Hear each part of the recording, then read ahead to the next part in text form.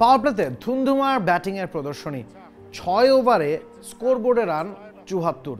সাইফ হাসান, জিশান আলম উইকেটের চারপাশে দারুণ সব শটের প্রদর্শনী সাজিয়ে বসেছিলেন। 6 ওভার শেষে 74 রান।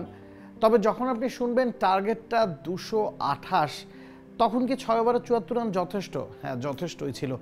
পরের ওভারে, পাওয়ার প্লের ঠিক পরের ওভারে, সপ্তম ওভারে ওই জুটি তোলে 18 রান। মানে 7 ওভার শেষে স্কোরবোর্ডে রান 92, উইকেট গেছে তখন মোটে একটা। 228 রানের লক্ষ্যমাত্রায় আপনি যখন ব্যাটিং করছেন, শেষ 13 ওভারে আপনার যদি 135 রান লাগে, হাতে 9 উইকেট থাকে, আপনি বাজিটা হয়তো বাংলাদেশ দলের দিকেই ধরবেন। তবে ওই নামটা বাংলাদেশ বলেই হয়তো ফুলটা করে বসেছেন, কারণ যেই দলটা 100 রান ছিল 1 উইকেটে, 2 উইকেটে, সেই দলটাই 150 রানও তুলতে পারেনি। ওদের স্বপ্ন পূরণে পাশে থাকতে পেরে আমরা গর্বিত। টপ উইকেট গেছে, এক একজন ব্যাটসম্যান উইকেটে এসেছেন, উইকেট ছুঁড়ে দিয়ে প্যাভিলিয়নে ফিরে গেছেন। 33 রান করেছেন জিশান আলম 17 বল মোকাবেলা করে, 50 করেছেন, 57 রান করেছেন সাইফ হাসান।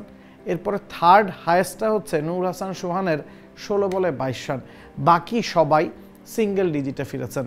নাইম শেখ বলুন, আফিফ বলুন, মাহফুজুর রহমান রাব্বি বলুন, মাহিদুল অঙ্কন বলুন, সবাই ফ্লপ। 148 রানে গুটিয়ে গেছে টিম বাংলাদেশ, যারা 2 উইকেটে ছিল 100 রান। মানে শেষ 48 রানের মধ্যেই 8টা উইকেট হারিয়েছে বাংলাদেশ এ দল। পাকিস্তান যখন টস জিতে, তারা শুরু থেকেই অ্যাটাকিং ক্রিকেটের পসরা সাজিয়ে বসেছে। ওপেনিং জুটিতেই 12 ওভারের আগে 118 রান দুজন ব্যাটসম্যান তুলে ফেলেছিলেন। খাজান আফে 61 রান করেছেন 31 বলে, অন্যদিকে ইয়াসির তিনিও 62 রান করেছেন 40 বলে। তবে তখন 2টা উইকেটের পতন ব্যাক টু ব্যাক হলেও পাকিস্তানি ব্যাটসম্যানরা রান রেটটা বজায় রেখেছেন। 3 নম্বরে যিনি নেমেছেন বা ইরফান খান, ফাইক, সবাই ঝড়ো গতিতে ব্যাটিং করেছেন। পাকিস্তানের ব্যাটসম্যানদের মধ্যে 5 জন ব্যাটসম্যান ডাবল ডিজিটে গেছেন, 6 জন ব্যাটসম্যান ব্যাটিং করেছেন, একজন 1 বলে 1 রান করেছেন। বাকি 5 জনের সবাই হাই স্ট্রাইক রেটে ব্যাটিং করেছেন। 2 জন 200-র উপর স্ট্রাইক রেট মেনটেন করেছেন, 1 জন 200 স্ট্রাইক রেটে ব্যাটিং করেছেন, 1 জন 150 স্ট্রাইক রেটে ব্যাটিং করেছেন, অন্যজন 180 স্ট্রাইক রেটে ব্যাটিং করেছেন। তো 227 রান তো বোর্ডে জমা হওয়ারই কথা। বাংলাদেশি বোলারদের দিকে যদি তাকান, হাসান মাহমুদ 4 ওভারে 34 রান দিয়েছেন, একমাত্র তার বোলিং ফিগারটাই বলার মতো। অন্যদিকে স্পিনাররা দেদার্সে রান বিলিয়েছেন।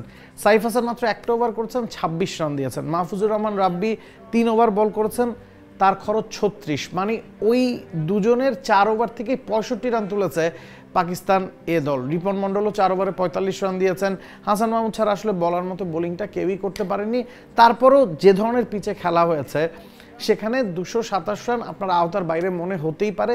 তবে জিশান, সাইফের ব্যাটে বাংলাদেশ ভালোই স্বপ্ন দেখছিল, তবে আস্কিং রান রেটের সাথে পাল্লা দেওয়া যায়নি। 7 ওভার শেষে রান ছিল 92, 8ম ওভারে এসছে মাত্র 3 রান। সেই ওভারে জিশানের উইকেট গেছে। পরের ওভারে আফিফ আউট হয়ে গেছেন। এরপরে টানা 2টা ওভারে রান আসেনি। এরপরে ওভারে ডাবল উইকেট। ওই 12তম ওভারে যখন 2টা উইকেট যায়, তখনই আসলে বাংলাদেশ ম্যাচ থেকে ছিটকে গেছে।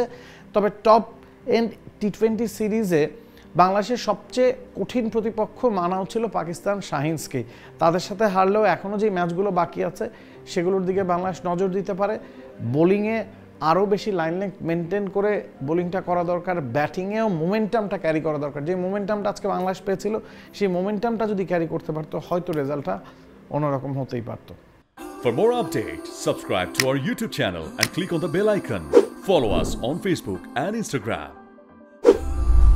Download T-Sports app to enjoy exciting games and highlights. Visit tsports.com.